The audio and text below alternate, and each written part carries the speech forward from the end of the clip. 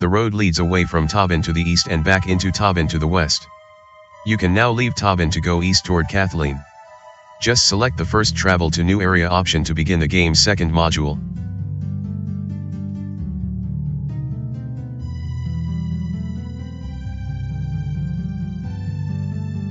Travel alert, using the road, you travel east, taking a half a day to arrive. You continue along the dirt road connecting your home village of Tabin with the largest city in all of Pirapa, the capital city of Kathaleen, still over 3 days march away. The elven fighter Arianna, who joined you to help prevent the assassination of Representative Margaret back in Tabin, continues to march by your side, quiet and distant. You're surprised she's with you, as she's still grieving heavily over the death of her brother Benjamin, and you fumble for the right words to say. Choose an option. Can I cheer you up? I'm glad you're with me. You miss your brother? You can't imagine the pain Arianna is enduring after watching her only brother savagely fed to the nemesis plant by the Chagarian Darius and his lackey Rachel, devoured alive right before her eyes. But you're glad that she's agreed to remain in your adventuring party and help you investigate the reports of undead attacking Kathaleen. She's a good soul and you will need her help. Still, Arianna has been silent since you left Tabin, and you so want to at least try and help her through this crisis. Let's do a wisdom check on your hero to see if you can find the right words to say. Needing a 14 or less from Janet, a 12 was rolled. Success. As you fumble for something to say, it occurs to you that sometimes the best thing to say is nothing at all. Instead, you simply grab her hand and softly smile, soon reminding her that, in time, the pain will not be so sharp. The young elf appreciates the gesture, causing her to speak. Tell me more about this Kathaleen we're headed to, Arianna asks, changing the subject. I know we elves aren't welcomed there. What did the representative tell you again? Let's do a curiosity check to see if you remember anything more about that fateful conversation with Margaret. Needing a 13 or less from Janet, a 15 was rolled.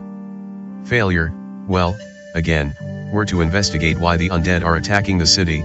You recall Margaret's words already starting to slip from your memory. I don't quite remember everything she said. It takes a lot of hatred to raise the dead, Arianna comments, the elf frowning. And an entire army of them. The two of us can't stop an entire army. You've been thinking the same thing. You will need a lot of help in Kathaleen. Let's do an optimism check to see how your character feels about that. Needing a 10 or less from Janet, a 14 was rolled. Failure. GM note, it's dark here. Click the use item button to select a source of light. Yes, taking on an army of undead isn't something you can possibly succeed at, and you wonder what Representative Margaret could have been thinking to send you on such a fool's errand. Perhaps you will find some help along the way, but who knows? The brief conversation ends, and both of you return to your own internal thoughts as you trek along. The simple road here continues northeast toward Kathaleen, well over 3 days away, and back west to Tabin.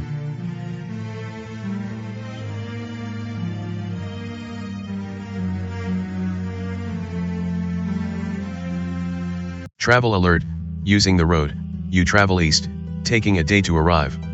Halfway now between Tabin to the west and Kathaleen to the northeast, you've reached a simple intersection in the road, a second trail leading off towards the mountains to the north. As you approach, you notice another person nearing the intersection from the north as well, marching at a brisk pace and smiling as if he does not have a care in the world. Indeed, the young man's grin is almost obnoxious, but he does not seem to be any sort of threat. Let's do a party spirit check to see if you notice anything about the approaching human. Needing a 14 or less from your heroes, a 19 was rolled. Failure. While the young man seems to be in a very good mood, you can't help but react suspiciously. You therefore raise your guard and prepare for his arrival, intent on knowing who he is and where he's headed. Tall, thin, well-developed, and handsome, the human is dressed in newly made clothes appropriate for a long trek in the wild. You can't tell if he's a simple merchant, perhaps a traveler, or even an adventurer. How do you wish to interact with him? Choose an option, have Arianna encircle him, remain silent and suspicious, smile and welcome him. As the dapper young man approaches, you greet him with a soft smile of your own, not wanting to sour the encounter in any way. The figure acknowledges your goodwill and nods in return, coming to a stop just 5 feet away, his smile just as wide and his initial attitude comforting and trustworthy. "Hail, and well met, travelers," the encountered stranger begins, his voice a little gloating yet still respectful. "I am Redfern, just returning from Mount Rebirth, a new wizard of the world and headed home to Kathaleen. It appears you're headed there as well. Choose an option. Mount Rebirth? What's that? What's it to you?" "Yes, we're on official business." "Official business, huh?" Redfern responds, his mind apparently on other things. "I am a newly reborn wizard myself, a genuine Trucitic of Mariga, perhaps destined to sit on the inner circle one day. You could say I am on official business as well." "A reborn wizard? A Truistic? Destined for the inner circle?" This Redfern character is using several terms you may not be familiar with. Let's do a party curiosity check to see what you and Arianna may know about what Redfern is talking about. Needing a 13 or less from your heroes, a 20 was rolled. Failure. Well, you have heard of Mount Rebirth, a mystical place where would-be wizards go to become reborn and transformed into extremely powerful heroes. You're also aware of the Truistics, said to be descended from the very first inner circle nearly 1,000 years ago. You're not sure of the details, but if this Redfern is telling the truth, he's become quite the powerful magic user. "You're a Truistic?" Arianna inquires, clearly skeptical of the man's claims. "A fair question. Let's do a party intelligence check to see if either you or Arianna can tell if Redfern is blatantly lying." Needing a 14 or less from your heroes, a 20 was rolled. Failure. While telling whether someone is lying is never easy, you can't say for sure at all in this case. Giving Redfern the benefit of the doubt, then, it appears you've met your first genuine Truistic and you wonder how powerful he's become. "I've been gone for almost a year," Redfern continues, looking northeast in the direction of Kathaleen. "Since it appears you're headed there as well, why don't we journey together? There is safety in numbers, you know." You and Arianna look to one another, a bit surprised but recognizing that you can use the help. So, go ahead and click the recruit character button to welcome Redfern into your party. GM note, your quest log has been updated. Click the quests button for all the details. Welcome Redfern to your party. Redfern is a level 1 magic user and takes his place at your side. Click his profile to learn about him. Having never lost his smile, Redfern nods in agreement and extends his arm in the direction of Kathaleen, inviting you to proceed. Click his name to learn more about this self-proclaimed Truistic. Standing at this small intersection, you can either travel east toward the capital city of Kathaleen or west back to Tabin.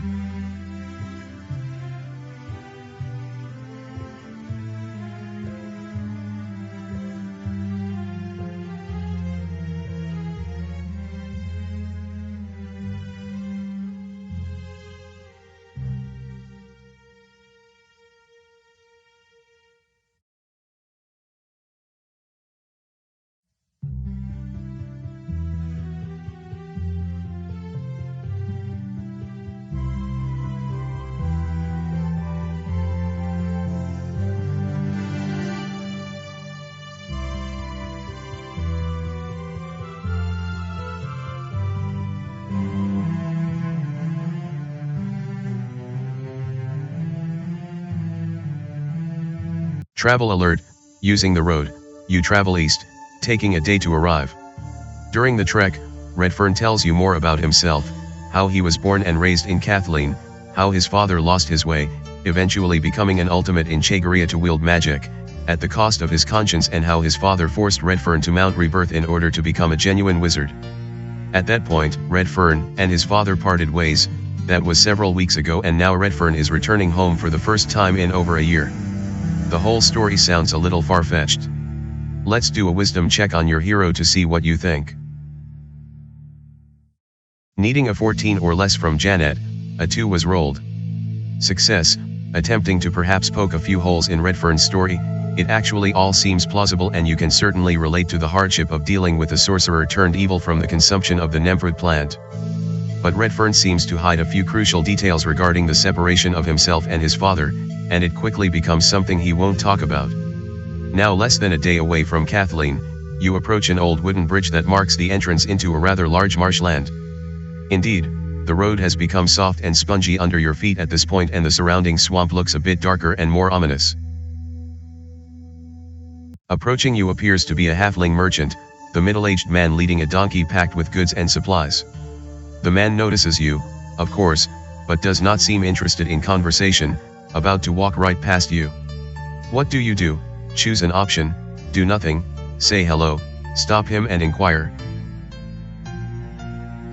As the merchant passes by, you step into his way, forcing him to a stop. He briefly looks at you but then turns away and continues, trying to avoid eye contact. The merchant appears nervous, looking to the trail ahead but not at you whatsoever. Let's do a party empathy check to see if anyone notices anything further. Needing a 12 or less from your heroes, a 13 was rolled. Failure, yes, he's definitely nervous, perhaps even spooked. But you pay it no mind, content to let the merchant be on his way.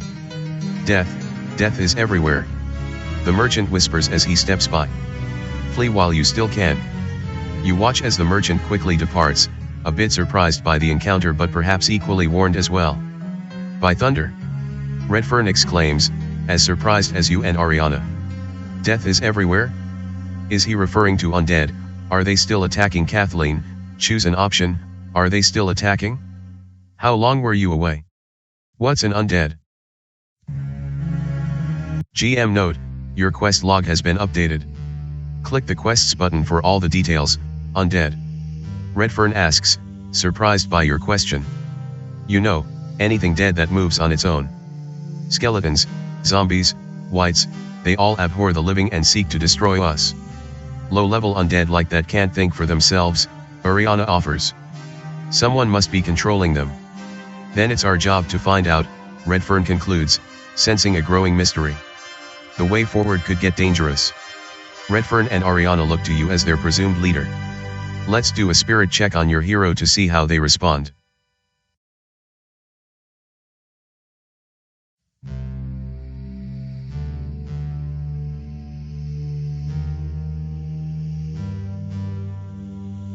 Needing a 13 or less from Janet, a 6 was rolled.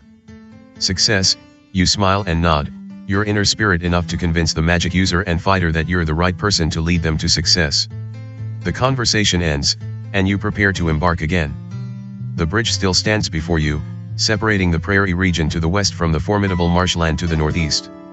From here, the capital city of Kathaleen is less than a day's journey away.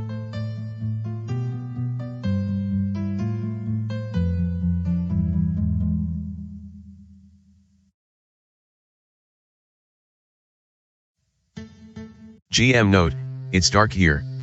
Click the Use Item button to select a source of light. Travel alert, using the road, you travel northeast, taking a third of a day to arrive. You now find yourselves in the very heart of the swamp. Dark shadows play with your imagination and a cool wind tickles the back of your neck. You will certainly be glad to pass through this mysterious place and reach the city of Kathaleen, now just a few hours away.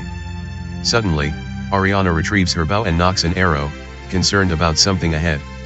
Indeed, it does not take long to reach a human corpse lying face down on the road, and the find leaves you uneasy.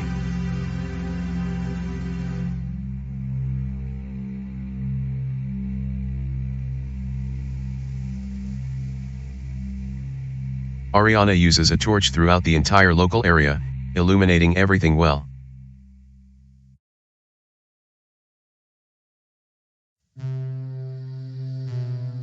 Arianna looks around again for a moment, making sure no surprise attack is imminent. As you and Redfern watch, Arianna then examines the back of the corpse. Finding little of interest, she uses her foot to push the body over, the corpse rolling on its back. The sight is ghastly, but let's do a party intelligence check to see if you notice anything. Needing a 15 or less from your heroes, a 18 was rolled. Failure, what a wretched sight. Redfern is the first to comment, the corpse horrible to behold. What happened to this poor fellow? The corpse looks fresh, dead perhaps just a few days. It's also been through some sort of battle, as it bears numerous cuts and bruises and its face looks like a large rock has struck it. However, it's the huge open wound across its chest that draws the most attention. The chest wound, it's still fresh, Arianna observes, surprising Redfern and yourself. I think this person was just slain within the last hour or so. Surprised by the observation, you bend down to more closely examine the trauma. Sure enough, fresh blood continues to ooze from the massive wound. This person was just killed a short time ago. As the three of you stand over the bleeding corpse, a sudden shout rips through the air nearby, a cry more of alarm than pain or desperation. Peering into the distance, you think you see several humanoid shapes, but you really can't tell. What do you do? Choose an option: bury the corpse, examine the corpse again, follow the shout. Both Redfern and Arianna agree that the three of you should investigate immediately. Arianna knocks her bow again, then waits for your order to proceed forward and in the direction of the cry you just heard. Standing on the simple earthen road that runs through this regional marshland, the path leads northeast toward a dense grove of trees as well as to the southwest toward the small village of Tabin, now a few days away.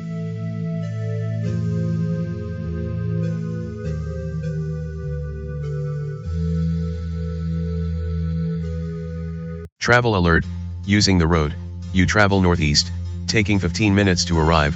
Your heart begins to race as you quickly step forward, the three of you trying to keep out of sight as you maneuver to learn more about the situation ahead. Several further humanoid shouts tear through the air beyond. It's clear that someone is engaged in mortal combat. Let's do a party dexterity check to see if the monsters ahead have noticed your approach. Needing a 15 or less from your heroes, a 2 was rolled. Success. So far at least, you've managed to approach the scene of combat without alerting any of the monsters to your presence. From your vantage point, it's clear that there are several slow-moving humanoid figures in the area. A moment later, you find a sole dark-skinned human fighter engaged in battle against several skeletons. Looking about, you see the smashed corpses of 3 other skeletons. The fighter has certainly been busy. However, the human now appears exhausted and you're not sure how much longer he will last. What do you do? Choose an option: ask if help is needed, rush forward and attack, lure the monsters to you. Scanning the battlefield, it's clear the human warrior has his hands full and the three of you ready your weapons, shouting toward the skeletons to further draw their attention. Well done. It will take a few moments for the monsters to arrive, buying both the human fighter as well as yourselves a little time to prepare. Each hero earns 25 experience points. As combat becomes imminent, you recognize of course that the 4 of you are stronger together than apart. As the dark-skinned human catches his breath, you enter the melee on his behalf. Click the recruit character button to have him join your party. Welcome Eswin to your party. Eswin is a level 2 fighter and takes his place at your side. Click his profile to learn about him. Recognizing your intentions of helping him, the fighter acknowledges your presence with a slight grin and re-engages the skeletons, his confidence restored. Your timing is keen, the human whispers between deep breaths, turning to face the 4 remaining skeletons by your side. Let's get him. Your party is under attack. About to attack your party are 4 skeletons. It's Arianna's turn. What do you want her to do?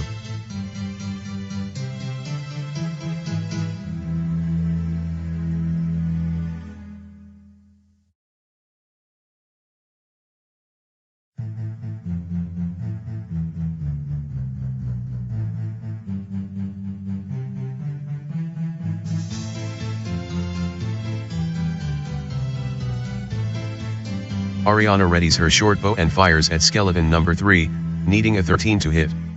Die roll is a 16, plus 3 to hit. Arianna hits skeleton number 3, doing 1 point of damage. Skeleton number 3 suffers minimal damage versus ammunition and leaving it with 2 hit points. It's Janet's turn. What do you want her to do?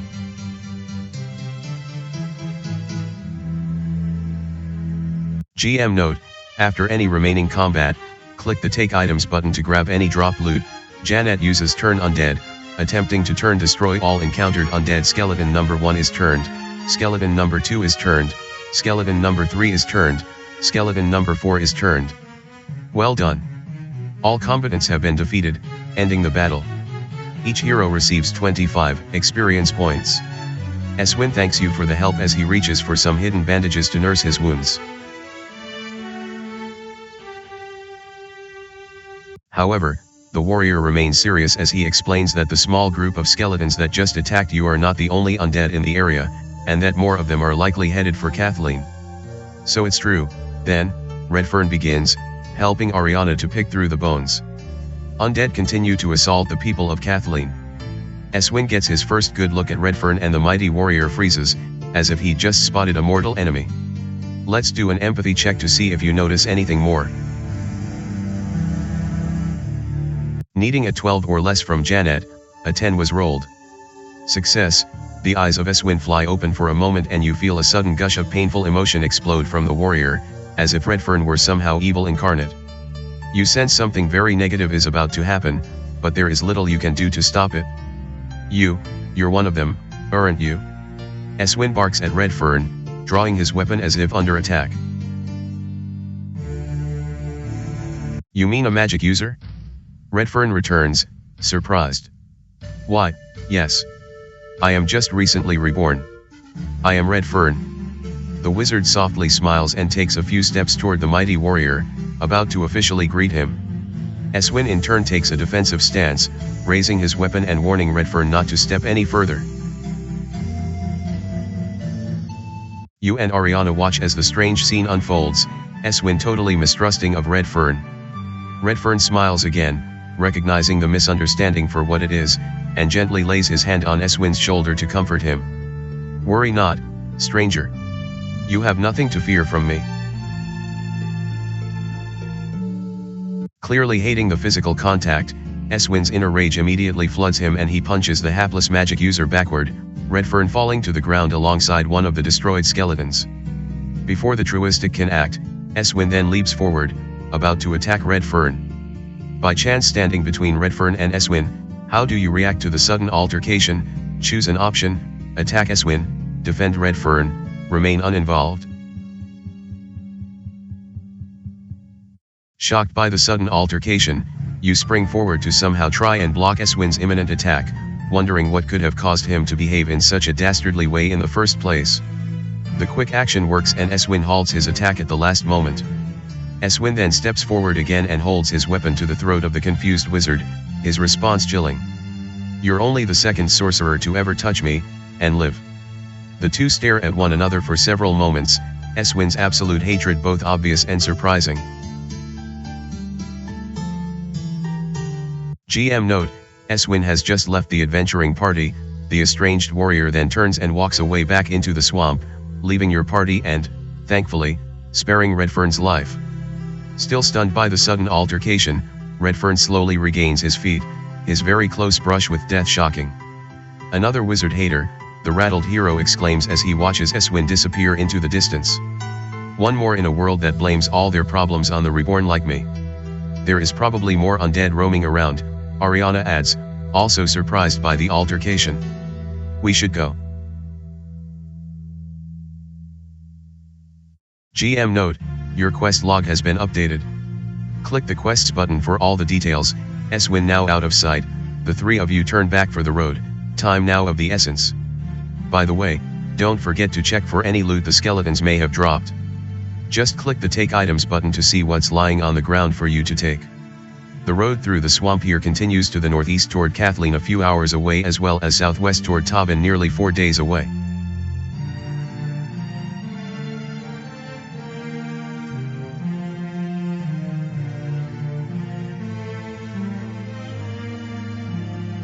Janet nods and takes everything from within the immediate area.